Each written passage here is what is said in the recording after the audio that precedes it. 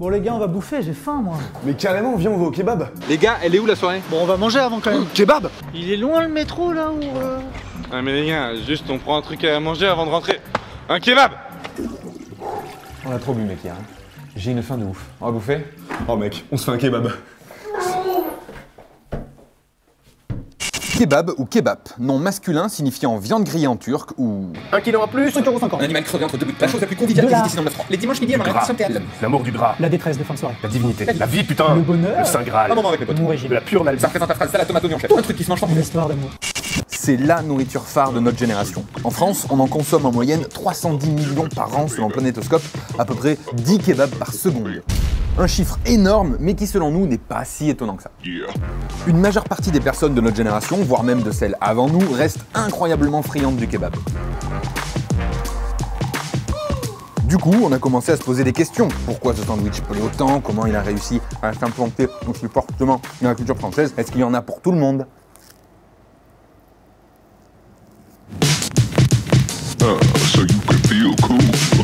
Bon, premièrement, il faut qu'on s'intéresse à l'histoire du kebab, sa naissance et son arrivée en France. On en avait déjà fait un dis-moi pourquoi, on sait, mais c'est bien important de tout récapituler maintenant pour bien comprendre la suite. On doit ce petit bijou à un immigré turc vivant à Berlin, Mehmet Aygun, l'inventeur du kebab, qui dès 1971 s'est mis à le commercialiser. Du pain pita, des légumes, des oignons et de la viande grillée, un truc assez simple au départ, mais qui va connaître un succès monstre. Le concept arrive en France dans les années 90 et selon la légende, il était vendu à Paris dans les restaurants grecs. Ce qui expliquerait pourquoi, en région parisienne, il est courant d'entendre un grec plutôt qu'un kebab. Voilà, les bases sont posées, c'est donc turc au départ, mais pour moi, ce sandwich, il est limite devenu français. D'ailleurs, on peut dire que le kebab, comme on le connaît nous, il est français en fait. La version classique, on va dire sauce blanche harissa, c'est un métissage qui ne s'est fait qu'en France. Et c'est comme ça pour beaucoup de pays. En Suisse, par exemple, on va y trouver du chou rouge et des carottes, chose qu'on n'a pas chez nous, enfin pas dans un kebab du moins. En Allemagne, ils y mettent une espèce de sauce verte qu'on va trouver que chez eux, alors qu'en Turquie, le berceau originel du kebab, le sandwich est généralement préparé et vendu sans sauce. Bref, tout ça pour dire qu'en France, on l'a donc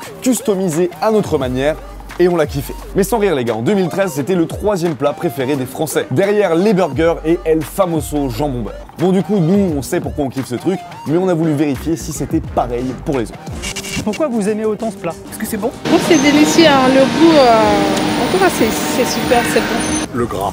Le goût du gras, le gras qui était, voilà. Oui, bah c'est le goût, voilà, c'est le goût, c'est le, comme on dit, le plaisir coupable. Pour manger sur le pouce un midi, ça fait presque un repas quoi. C'était son prix aussi. C'est 5 € avec des frites, je sais pas quoi. Ouais, c'est on le mange généralement parce que c'est un peu moins cher aussi, à 5 € aussi, ouais, c'est possible. C'est le prix et puis c'est bourratif.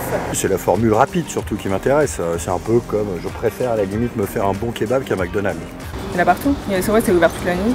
Des pâtés de maison, il y en a partout. Chaque coin de rue, un restaurant. Ah bah il y en a plein, ouais. Là aussi on peut manger à n'importe quelle heure. Ça c'est pratique en venant de soirée ou n'importe quoi, ça dépanne bien.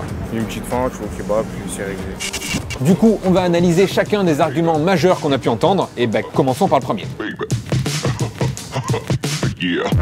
Généralement, autour de 5-6 € le menu, donc le sandwich et les frites, c'est vrai que ça tatou paraît inégalable. À la fin de ton repas, t'as le ventre bien rempli et c'est vrai que ça t'aura coûté beaucoup moins cher qu'une boulangerie, un McDo ou un resto. Et puis, il y a aussi un truc qui rentre en compte, c'est le fait que ça se mange en 2-2. Dans une époque où en France, les gens passent 30 minutes pour manger, ce qui est très peu, le kebab est carrément le bienvenu. Donc il est pas cher, il cale et il se mange rapidement. Déjà, rien que ça devrait suffire à expliquer son succès.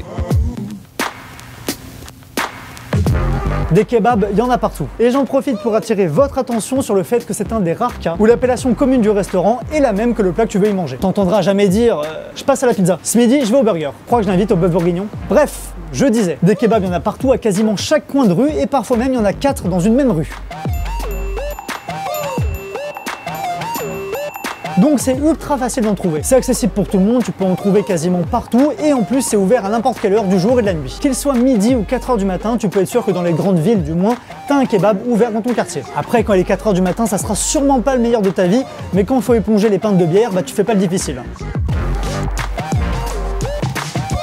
Alors ça, c'est quelque chose qui me tient particulièrement à cœur. Parce que c'est bon, putain, un kebab, c'est même super bon. Alors après, bien sûr, c'est comme pour tout secteur de restauration. Que tu veuilles une pizza ou des sushis, tu vas avoir des enseignes qui te servent de la merde, d'autres qui te servent des trucs corrects, et d'autres qui vont te servir un truc délicieux. Et ben cette loi, elle s'applique aussi au kebab. Et si jamais tu as envie d'en manger un sans prendre le risque de tomber sur un mauvais, je te conseille d'aller sur le site kebabfrites.com qui répertorie les meilleurs kebabs de France selon l'avis des internautes. Il y a aussi des chaînes YouTube qui en font leur concept, je pense notamment à Florian Honner, qui d'ailleurs est à l'initiative du Kebab Contest. Donc si jamais dans ta ville il y a un kebab que tu aimerais conseiller, je te propose de lui en parler. D'ailleurs, on en parlait au début de cette vidéo, le kebab a beaucoup évolué non seulement depuis sa création, mais aussi depuis son arrivée en France. Le kebab est connu majoritairement pour être de la street food avec du coup une vraie street cred. Et j'entends par là que t'invites pas ta mère ou ta meuf à manger un kebab. Et attention, hein, les femmes en mangent aussi, je suis pas en train de dire le contraire. Mais quelques enseignes ont décidé de s'éloigner un petit peu de ce côté street, ou du moins de le marier à un côté plus gourmet et plus gastronomique. Ouais, j'ai dit gastronomique. Dans les deux restos qu'on va vous montrer, Bébel et Our Kebab, le kebab c'est devenu un art. Des produits de qualité, des broches de viande préparées le matin même, des mariages de saveurs originaux, le tout parfois même validé par une diététicienne. On est loin du kebab que tu prends à 4 h du mat et que tu bouffes en 2-2 pour pas sentir le goût. Et du coup, par curiosité, on leur a posé quelques questions.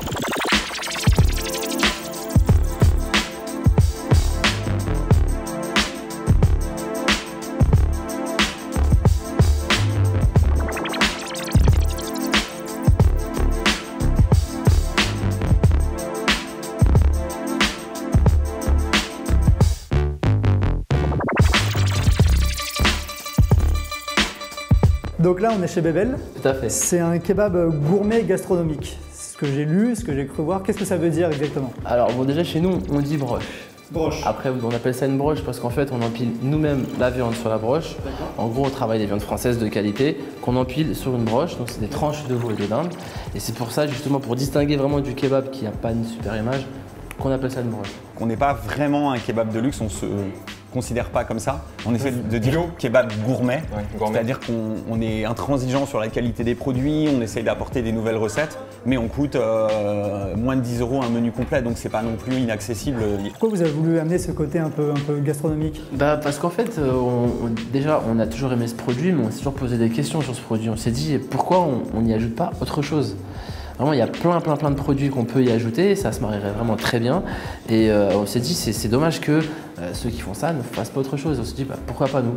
Et je me suis dit, on va faire de la nouveauté. On va bosser avec des chefs, on va bosser avec une diététicienne, on va faire bosser des gens sur le kebab qui normalement ne bossent pas là-dessus. Parce que c'est un produit qui est un peu à côté, qui est un produit avec sa street credibility, son univers, mais sur lequel les grands chefs, les diététiciennes, les choses comme ça se penchent pas. J'ai même des gens qui, à la base, n'avaient jamais mangé de kebab.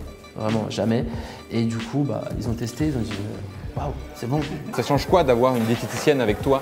Alors, par rapport à... c'est cette histoire de non, mais un kebab, c'est gras, c'est pas diététique et tout. Et c'est vrai que si t'as un date, t'hésites à l'emmener au kebab, tu vois. Et comme un homme sur deux est une femme, avoir un produit qui n'est pas consommé par les femmes, c'est un problème. Du coup, on s'est dit qu'est-ce qu'on peut faire? On va lever le frein de la diététique. Donc, on est allé chercher une diététicienne. Donc, on a rencontré Florence, qui est notre diététicienne. On lui a dit, nous, on veut faire des kebabs, mais on veut savoir ce qui n'est pas diététique dedans et ce qu'on peut changer en restant fidèle au produit. Parce que le but, c'est pas de te faire un kebab de champignons où il n'y a pas un bout de viande et où il n'y a pas de sauce, quoi. Sinon, c'est pas drôle. Garder les bases et on garde les bases.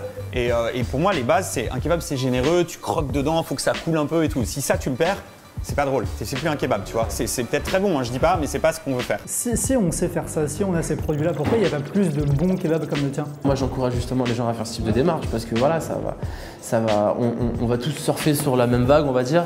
Et voilà, c'est plus intéressant parce que ça va réveiller tout le monde. Et surtout qu'il y a des gens, quand je leur explique le concept, ils ont encore du mal à comprendre. C'est-à-dire qu'on leur dit fais maison, ils n'ont pas encore compris qu'ailleurs ça ne l'est pas en fait. Pour eux, c'est toujours fait maison en fait. Et du coup, c'est bien qu'il y ait des gens qui fassent la même chose pour vraiment réexpliquer et leur faire comprendre qu'il y a fait maison, il y a surgelé, et voilà, pour différencier. On a peut-être l'impression de se dire on a fait avancer le kebab, on lui a apporté quelque chose. Parce qu'en fait, la période où on cherchait des restaurants, on traînait beaucoup sur Paris, du coup on mangeait presque souvent des kebabs. Et c'était toujours la même chose, quoi. On sait, salade tomate oignon, et puis parfois c'est bon, parfois c'est gras, parfois c'est truc. Et on s'est dit vraiment, voilà, on est sûr de ce qu'on va faire là. Là, vraiment, on est sûr.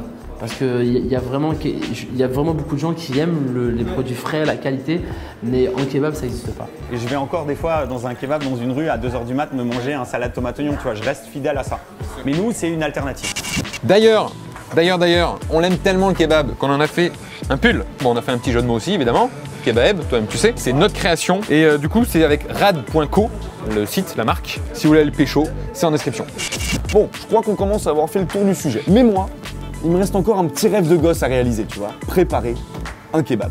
Oui, c'est mon rêve de gosse. Oui, ne me juge pas s'il te plaît. Donc maintenant, je suis employé ici et je vais essayer de préparer un sandwich pour Jonathan. Alors dis-moi, qu'est-ce que tu veux, chef? Comme d'hab. Donc là, j'y vais, je prends le pain. Hein. Ça se prend pas pour ça, Quoi?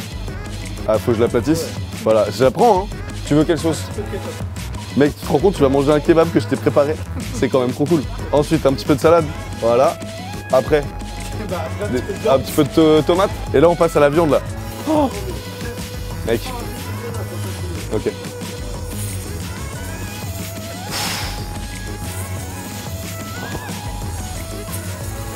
C'est excellent, c'est excellent. Encore, encore? Ah, mais ça brûle les doigts. En fait, t'as les doigts super proches du grill et c'est horrible. Comment tu fais, chef? Je pense qu'il y a assez de viande. Alors, je prends ça, là. Voilà, chef. Hop. Tu prends pas de frites? Non, pas de frites. Juste le sandwich? Je te mets un peu de sauce à côté? Il n'y a pas de frites, mais je te mets un peu de ketchup. C'est bon? Avec précision. T'es ok? Super. Voilà, chef. C'est bon. Tu es mon collègue pour payer. Hein. Yes, yes, yes. C'est bon? Je suis kebabiste aussi maintenant? Trop cool.